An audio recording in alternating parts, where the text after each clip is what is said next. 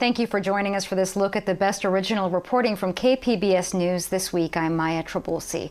Coming up, building for density. We'll get a status check for a San Diego program that's encouraging the construction of more homes near transit and some of the pushback that it's getting. An upgrade for downtown Escondido. The North County city is in the middle of a makeover that aims to turn Grand Avenue into a more vibrant business district. And investing in Logan Heights. See how a new approach to learning is benefiting students in this largely Latino community. This is the week masks became optional in some of the few public places where the rule was enforced. A federal judge ordered an end to the CDC order for public transit like buses, trolleys, and airplanes. Kitty Alvarado met with commuters and found many are still keeping those masks nearby. The sun is shining in Old Town San Diego. A perfect day to ride the trolley. And it's the day after a federal judge scrapped the mass transit mask mandate, meaning wearing a mask on public transportation is now optional. For San Diegan David Morrison, this makes no difference. We still are in a pandemic. I am not going to go riding on the bus, the trolley, public transportation, the airlines, and take my mask off. Just because everybody thinks, oh, it's fine to do that. I don't trust it. To be clear, the trolley run by the Metropolitan Transit System still requires masks, but the North County Transit District does not. This shows why the federal ruling is sure to confuse people. It allows every transit system and airline to make their own rules. James Reitzman says he doesn't like wearing a mask and thinks it should be a personal choice. I think people can continue to use them if they want to. And I know in other countries, people have been using them for years. And so I kind of think that's how it should be. If you feel like you need an extra layer of protection, then bring it. San Diego International Airport is packed and almost back to pre-pandemic crowds. While you can hear the loudspeakers announce CDC social distancing measures, wearing a mask is optional in the concourses, and the TSA will no longer require them. Most major airlines did away with their mask mandates as soon as the ruling was made. But looking around the terminals, it's a mixed bag, with a majority of people not wearing masks. I'm just happy to be able to fly without a mask for once. Yeah, just looking forward to that, having the mask off and being able to breathe a little bit easier. Better safe than sorry. Yeah, especially since I have a family where I have some younger kids who aren't able to get the vaccine. And then I also have some older family members that I see. We understand it is a very confusing time for travel. Airport spokesperson Sabrina Lopiccolo says even though they don't require one here, it's important to call your airline and the place you're visiting. Whether you're traveling domestically, internationally, there's going to be different rules. Just do your due diligence and do some research before you arrive at the airport. Meanwhile, the CDC is not happy with the ruling because officials are monitoring a new, more contagious COVID variant. Kitty Alvarado, KPBS News. And since that report, San Diego's transit agency, MTS, also decided to make mask wearing optional. And the Justice Department is now appealing the judge's ruling at the request of the CDC. A North County community is waiting to see if its school superintendent will stay on the job. She's getting a lot of criticism over comments made about Asian American families during a diversity training session.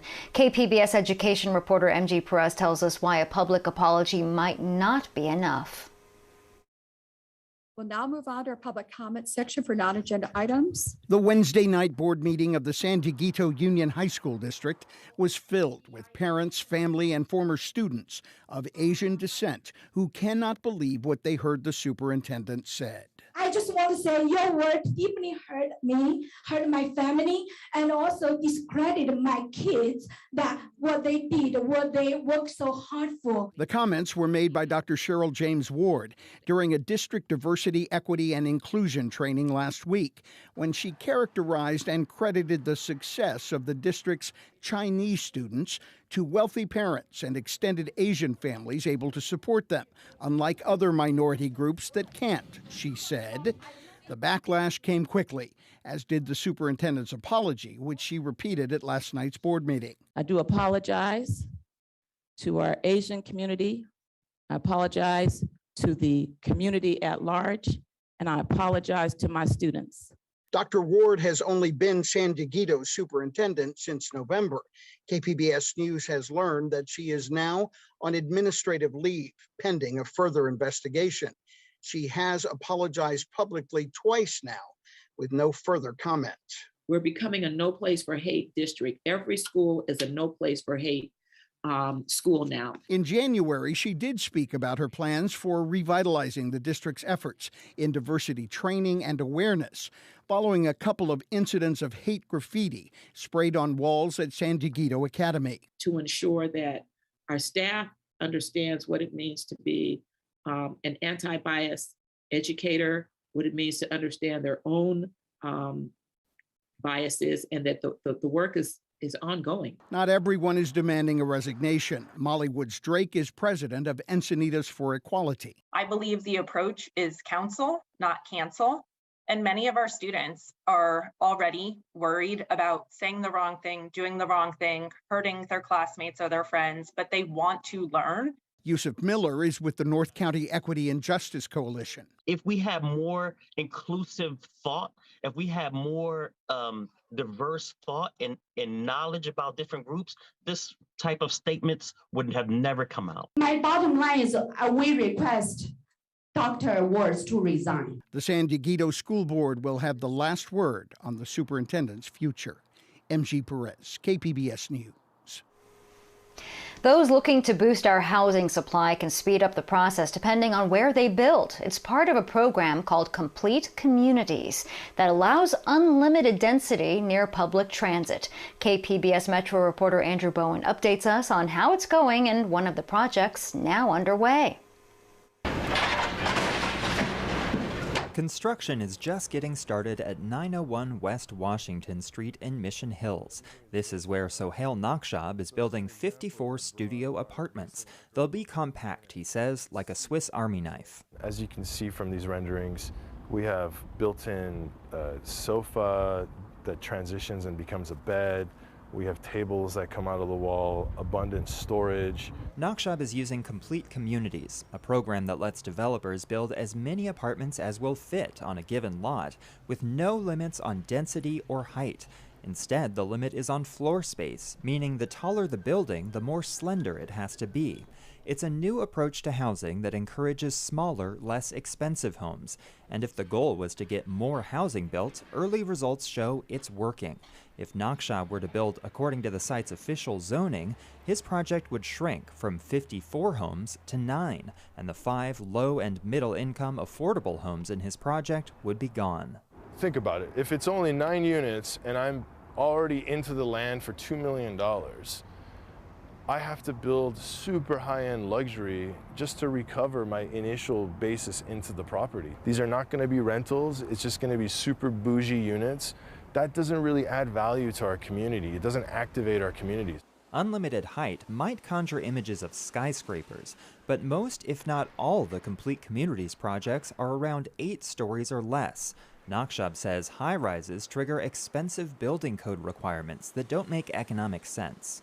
Specifically with these urban infill sites that are so small, it consumes so much of the footprint that you're not really able to find the sweet spot of maximizing the dwelling units that you're trying to achieve, which is the goal for everybody, is create more dwelling units.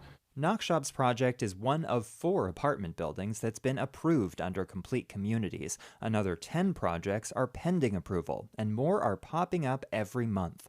Altogether, the program has tripled the number of homes that would normally be allowed on these sites. So we will have some on-grade parking, and then we'll have a little bit of below-grade parking. Another project using Complete Communities is Shoreline. It's 100% affordable, low-income housing, mostly 2 and 3 bedrooms, right by the Grantville trolley station.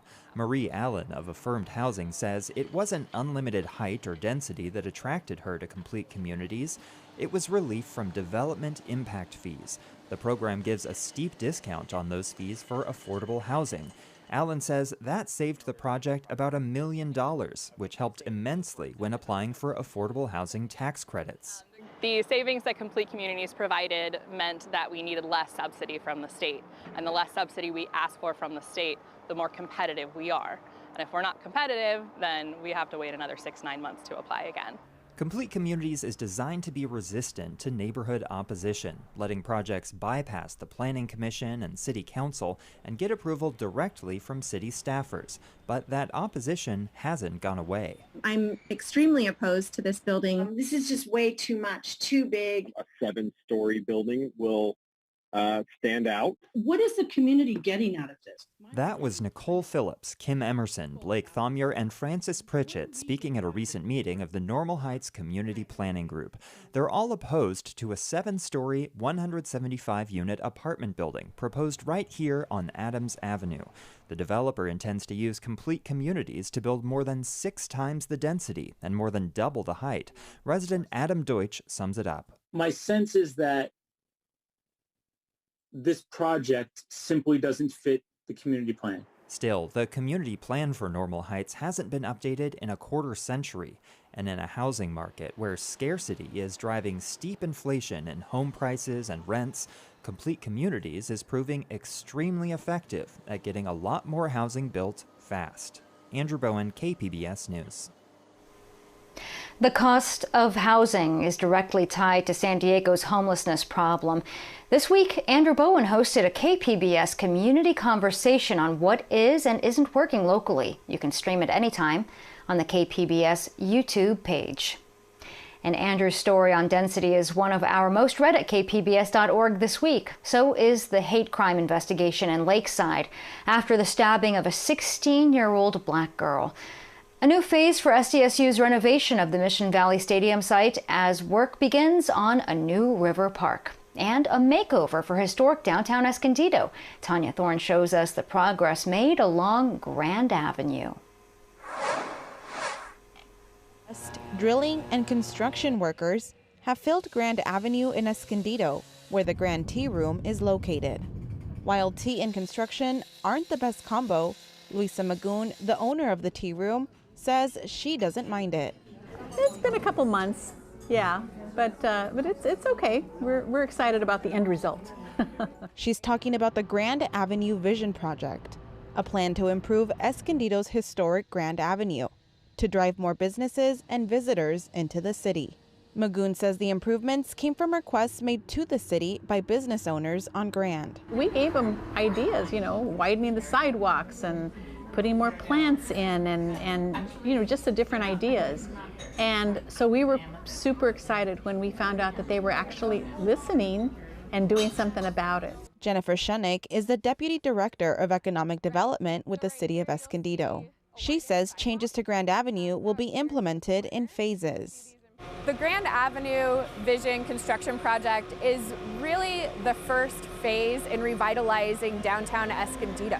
The benefits from this project are going to help draw people to downtown, help businesses expand their operations. She says outdoor dining helped many businesses survive the pandemic, and the wider sidewalks will make the patios permanent. So during the pandemic, we were able to issue temporary use permits for all of the restaurants that wanted to have an outdoor dining option. And that's something we definitely want to continue with the improvements that are happening on Grand Avenue.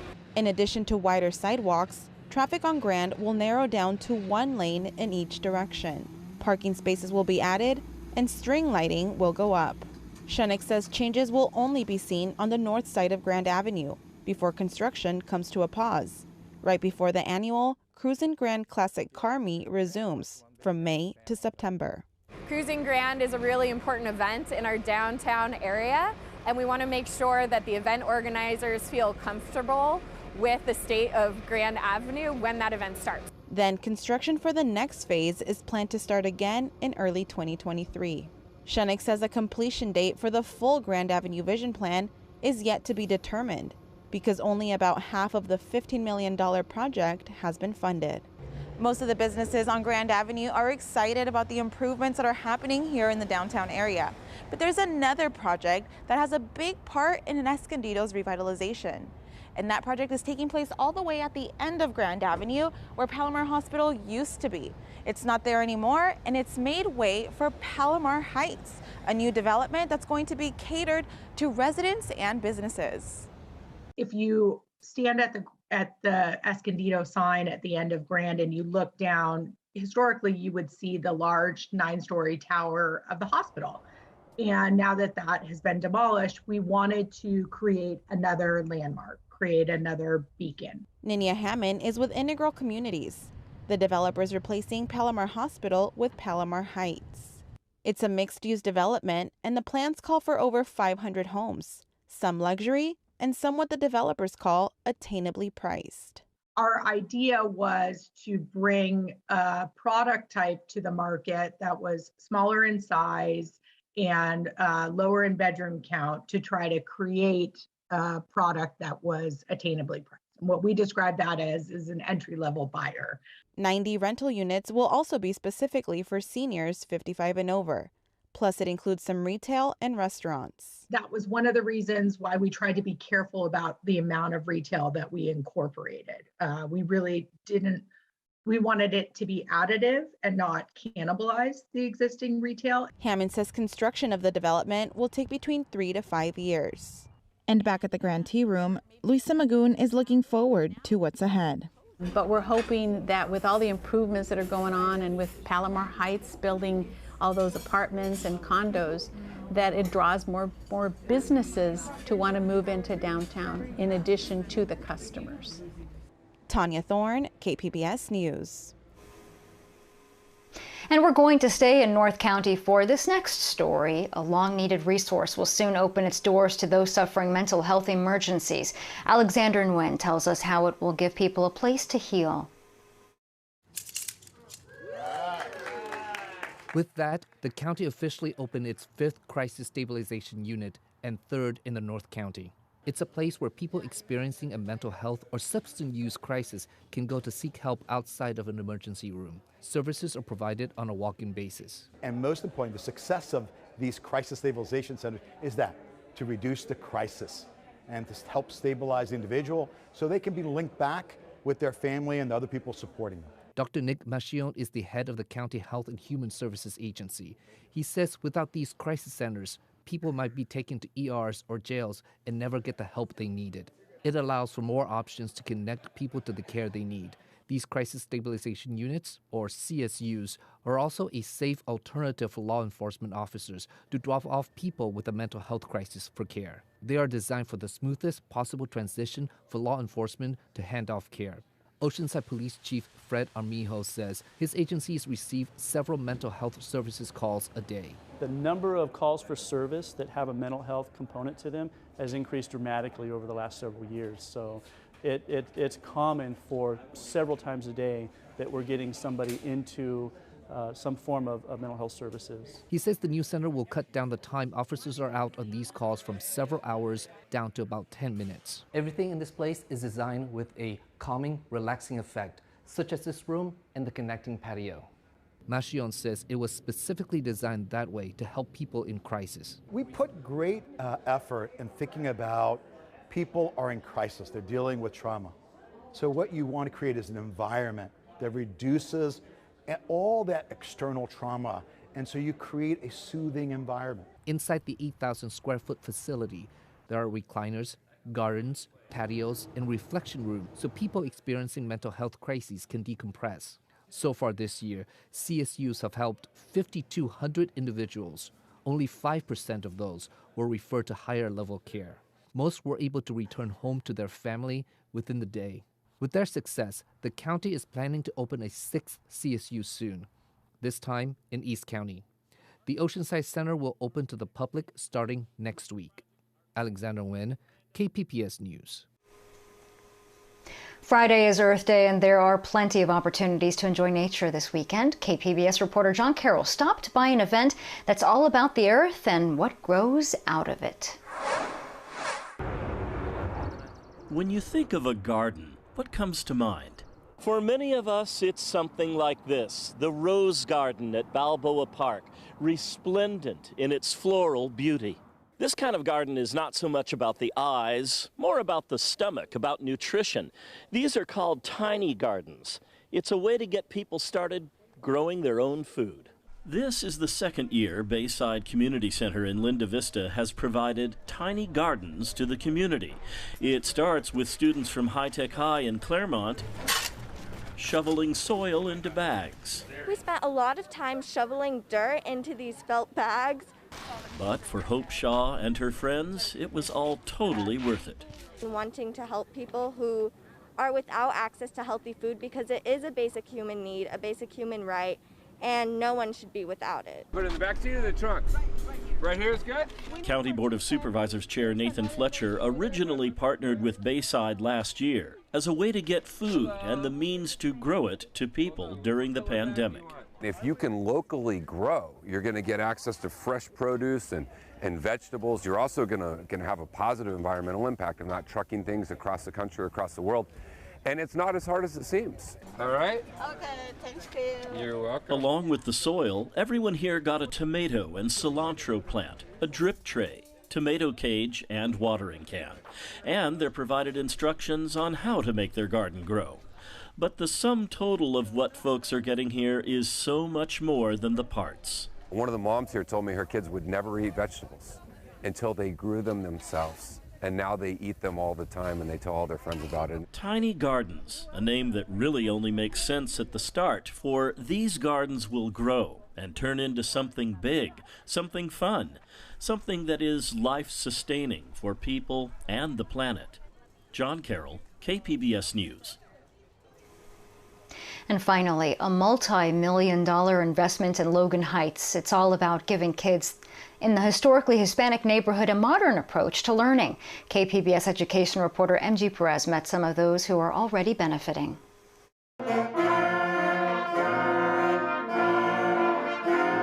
These are the sounds of music in the making. It's not perfect, but it's progress for 7th and 8th grade band members at the new Logan Memorial Educational Campus, better known by its acronym LMEC. LMEC is located in Logan Heights, and several of its budding band students come from the neighborhood's former Logan K-8 and Memorial Prep middle schools, which the state had designated in 2019 as two of the lowest performing schools in California. Now we can teach kids all the way from kindergarten all the way up to high school by the time the whole high school's finished. Serafin Paredes is the LMEC band instructor who taught music at Memorial Prep for 8 years. That school was closed to make way for the new educational complex that includes classrooms for children in preschool all the way through 12th grade. Paredes is just one part of the equation that equals a new curriculum, new resources, and new opportunities for students who have been underserved for decades. We're hoping to be able to have a mariachi program, a band, an orchestra, hopefully jazz, Latin jazz, something that reflects our community, something that reflects the background of our students.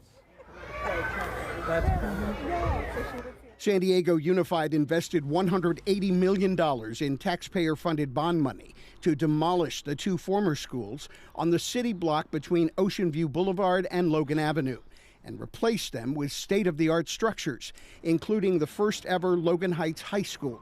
14-year-old Hector Robles will be part of the LMEC class of 2026. I feel excited to be a freshman, to be the first LMEC graduate of a high school, to be the first in this new high school they're building. The lower schools opened virtually last year.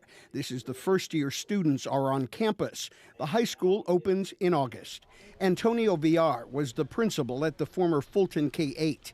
Now his same position is called Designer of Learning at LMEC. He says there's something else very different about the learning here. As a system, we're really honoring what Maria Montessori showed us about what happens when children are developing and how to better make sure, how to better align our instruction to the particular student. LMEC teachers are using the Montessori method exclusively in the elementary schools, starting with the mixed preschool class of 3-, 4-, and 5-year-olds. Montessori education encourages student independence and creativity with more hands-on learning, and teachers are guides instead of lecturers. Adriana Charavin Lopez is one of the school's strategy and instruction support officers who helped implement the model, which until now has been used in elite private schools. So that's why it was important for us to really focus on using Montessori in Logan Heights, where we are working with children that tend to be marginalized in educational systems, but that we really want to show that these students are just as capable as any other children to have that academic and social success. She says it will be at least a year before they have assessment data to see how they're doing on reaching that success. Amani Fulton is an 8th grader who is confident her school is on its way to greatness. Everybody's watching us because since we're so new, seeing is this going to work out? And I'm like, yeah, it's going to work out. Melanie Cray is the designer of learning for the new high school, which still has construction crews completing final details before opening in the fall. To a certain extent, I think we're a little bit of a question mark. I think the feeling among the community is they want to wait and see and make sure that we are really going to do what we say we're going to do.